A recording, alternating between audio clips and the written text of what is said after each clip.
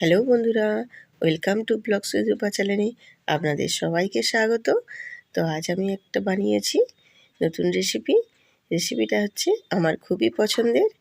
আর এই রেসিপিটা হচ্ছে মুরগির গিলে মেটে আর চামড়ার রেসিপি। তো এটা খেতে কিন্তু খুবই দুর্দান্ত স্বাদের হয়।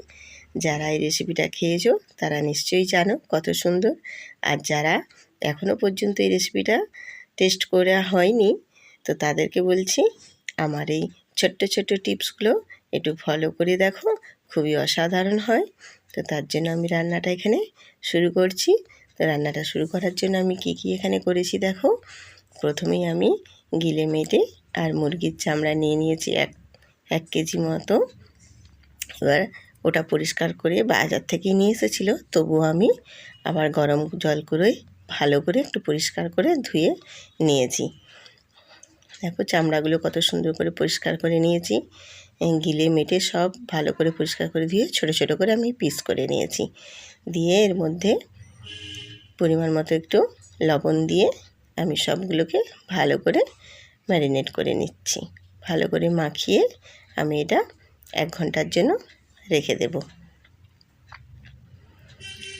এইভাবে লবণ দিয়ে সব ভালো করে আমি মাখিয়ে নিচ্ছি।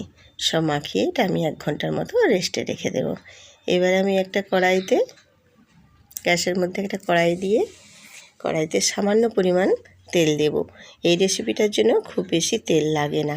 সামান্য পরিমাণে একটু তেল দিয়ে একটু গরম মশলা ফোড়ন দিয়ে দিলাম 1 চামচ চিনি, আর দিয়ে দিলাম একটা তেজপাতা। এবার চিনিটা আমি ক্যারামেলের জন্য দিয়েছি, যাতে কালার একটু খুব সুন্দর দুর্দান্ত আসে। এবার আমি চিনিটা ক্যারামেল হয়ে গেছে। এবার ওর মধ্যে আমি দিয়ে দেবো পেঁয়াজ কুচি। পেঁয়াজ কুচিটা দিয়ে ভালো করে নেড়ে চেড়ে নিচ্ছি। পেঁয়াজটা এখানে শুকনো শুকনো লাগছে, কিন্তু যখন আমি সব উপকরণগুলো দিয়ে দেব এবং মুরগির গিলেমেটেগুলো দিয়ে দেবো, তখন কিন্তু এর থেকে অনেক তেল বেরিয়ে আসবে। এবার আমি দিয়ে দিচ্ছি স্বাদ মতো লবণ।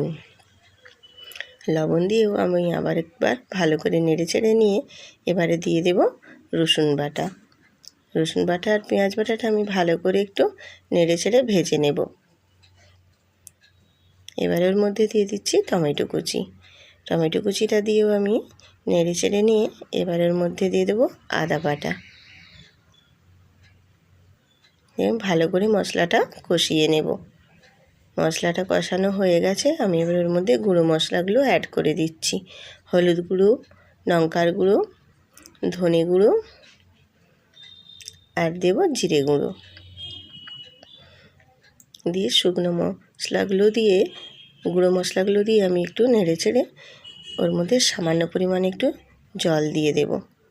জলটা দিয়ে আমি ভালো করে গুঁড়ো মশলাগুলো দিয়েছি, তো তাই একটু সামান্য জল দিলাম, দিয়ে ভালো করে কষিয়ে নেব। আমার মশলাটা কষানো হয়ে গেছে দেখো। এবার আমি ওর মধ্যে দিয়ে দেব চামড়াগুলো, মুরগির চামড়াগুলো দিয়ে দেব। মুরগির চামড়াগুলো কত সুন্দর পরিষ্কার করে একদম সাদা ধপধপা করে ধুয়েছি। এবারে ওর মধ্যে দেখো অনেক গায়ে প্রচুর পরিমাণে চর্বি লেগে থাকে। এগুলো দিয়ে দিলে কি হয়, এর থেকে অনেক চর্বিগুলো গুলে গিয়ে তেল হয়ে বেরিয়ে আসে। এবার আমি দিয়ে দেব গিলে মেটে বাকি সব অংশগুলো, মুরগির সব দিয়ে দেব ওর মধ্যে। দিয়ে আমি ভালো করে কষিয়ে নেব নেড়ে চেড়ে। মশলার সাথে ভালোভাবে নেড়ে চেড়ে কষিয়ে নিতে হবে। এইভাবে নেড়ে চেড়ে ভালো করে কষিয়ে নিয়ে একটা ঢাকনা দিয়ে আমি একটু ঢেকে দেব। দেখো ঢাকনা তুলে চলে এসেছি, কতটা পরিমাণে জল বেরিয়েছে দেখো। এই জলটা আমি ভালো করে নেড়ে নেড়ে শুকনো শুকনো করে নেব। এবার আমি ওর মধ্যে দিয়ে দেব কাঁচা লঙ্কা কুচি। আমি এখানে 4টা দিয়েছি, তোমরা চাইলে ঝালের পরিমাণটা আরেকটু বাড়িয়ে দিতে পারো, কারণ এই রেসিপিটাতে একটু ঝাল ঝাল না হলে ভালো লাগে না। কিন্তু আমার বাড়িতে বাচ্চা আছে, তো তাই আমি 4টা দিয়েছি। তোমরা চাইলে আরেকটু বাড়িয়ে দিতে পারো, কোনো অসুবিধে নেই। এইভাবে নেড়ে চেড়ে জলটা শুকনো শুকনো করে নিতে হবে। তো আমি এখানে দেখো একটা বড় সাইজের আলু কেটে দিয়েছি। তোমরা চাইলে নাও দিতে পারো, কোনো অসুবিধে নেই। এটাতে আলু না দিলেও কোনো অসুবিধে নেই। তো আমাদের বাড়িতে একটু আলু পছন্দ করে মেয়েরা, তাই একটু আমি আলু দিয়েছি। আলুটা দিয়ে এইভাবে নেড়ে চেড়ে তোমাদের সাথে কথা বলতে বলতে দেখো আমার জলটা প্রায় শুকনো শুকনো হয়ে গেছে। এবার আমি ওর মধ্যে বেশ কিছুটা ধনেপাতা দিয়ে দিচ্ছি। ধনেপাতা দিয়েও আমি নেড়ে চেড়ে ভালো করে একটু কষিয়ে নেব যতক্ষণ না গা থেকে তেল বেরিয়ে আসে। আমি প্রথমেই বলেছিলাম না যে এই রেসিপিটাতে প্রচুর পরিমাণে তেল বেরিয়ে আসে, এতে বেশি তেল দিতে হয় না। আমি প্রথমেই যদি তেল বেশি করে পরিমাণে দিয়ে দিই তাহলে এটা খুব রিচ হয়ে যাবে। দেখছো কতটা পরিমাণে গা থেকে তেল বেরিয়ে এসেছে। এই রেসিপিটা এইভাবেই বানাতে হয়, অল্প তেল দিয়ে আর সামান্যই একদম উপকরণ দিয়ে আমি করেছি। দেখেছেন বন্ধুরা কতটা পরিমাণে তেল বেরিয়ে এসেছে। এবার আমি দিয়ে দিচ্ছি এর মধ্যে গ্রেভির জন্য সামান্য পরিমাণে জল। আমি এখানে খুব বেশি দেব না, কারণ আমি এটা কষা কষা টাইপের গামাখা করে রেসিপিটা করব। তার জন্য আমি এখানে সামান্য পরিমাণে জল দিচ্ছি। দিয়ে আমি একটু ঢাকনা দিয়ে ঢেকে দেব, যাতে উপকরণটা খুব তাড়াতাড়ি সব সেদ্ধ হয়ে যায়। তো দেখো আমি এবার ঢাকনা তুলে চলে এসেছি। এবার একটু নেড়ে চেড়ে নিয়ে আমি সব শেষে এবারে দিয়ে দেব একটু গরম মশলা, 1 চামচের মতো একটু গরম মশলা গুঁড়ো দিয়ে একটু নেড়ে চেড়ে নিয়ে আমি গ্যাসের ফ্লেমটা অফ করে দিয়ে আমি এখানে 5 মিনিটের জন্য একটু ঢাকনা দিয়ে ঢেকে রেখে দেব, যাতে কালারটাও খুব সুন্দর আসে এবং ফ্লেভারটাও খুব সুন্দর থাকে। তো দেখো আমি 5 মিনিট পরে চলে এসেছি।